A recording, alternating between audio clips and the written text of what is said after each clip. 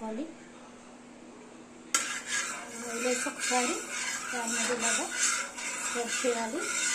అప్పుడే మనకి అతుక్కోకుండా వస్తుంది.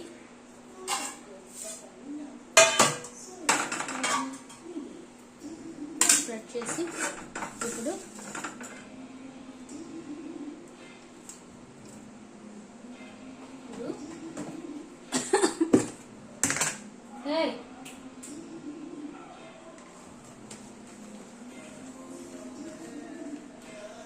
ఇప్పుడు రొట్టె పిండి, ఇడ్లీ పిండి అండి ఇది. ఒకటికి 2.5 నూపేసి ఇడ్లీ పిండి, ఒకటి మినపప్పు అయితే 2 ఇడ్లీ రవ్వండి. ఇలా వేసి ఇలా వేసుకోవాలి.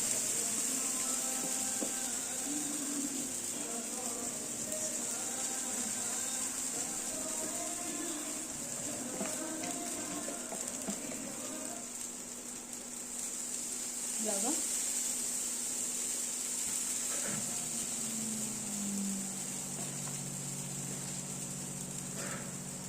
చూసారు కదా, ఇలాగా రొట్టె వేసుకోవాలి.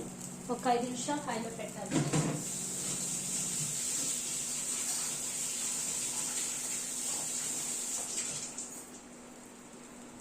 చూసారు కదా, ఇప్పుడు కాసేపు సిమ్లో పెట్టి ఫస్ట్ మనం కొంచెం మళ్ళీ ఆయిల్ వేసుకోవాలి. ఇలాగా ఆయిల్ వేసేసి మూత పెట్టి కాల్చుకోవాలండి. ఇలాగ మూత పెట్టి కాలాలి. ఇప్పుడు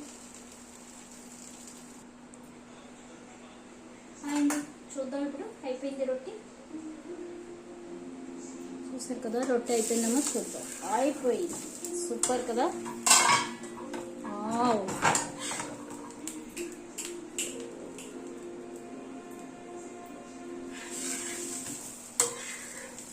సూపర్ అయిపోయింది. ఇప్పుడు తిరిగేద్దాం.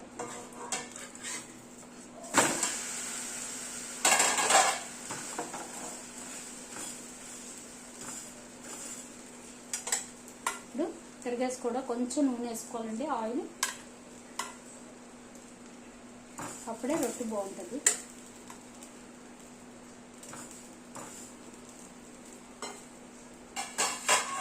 ఇప్పుడు మూత పెట్టుదాం. చూద్దాం. ఇప్పుడు కాలిపోయిందేమో. చూసారు కదా, శుభ్రంగా కలిపింది. సూపర్ కదా. ఇప్పుడు తిప్పి కాలిస్తే కొంచెం కరకలాడుతుంది.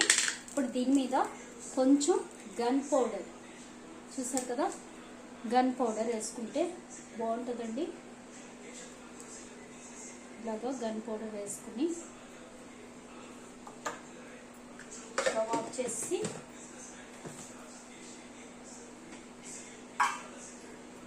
పైన కొంచెం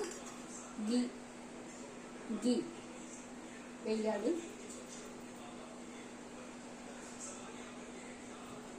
వేసి స్ప్రెడ్ చేయాలి.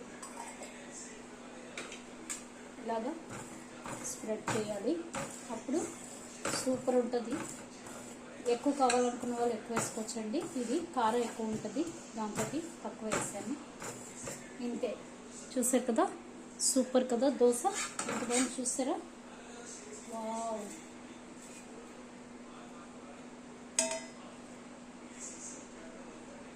బాగుంది కదా, సూపర్. ఇప్పుడు కూడా వేసి పౌడర్ చూపిస్తాం.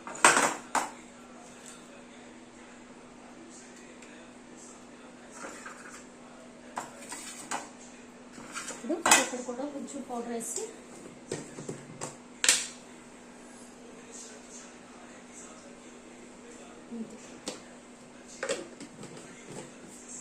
ఆల్రెడీ మనం కింద నెయ్యి వేసాం కదా, అది వాసన పడుతుంది.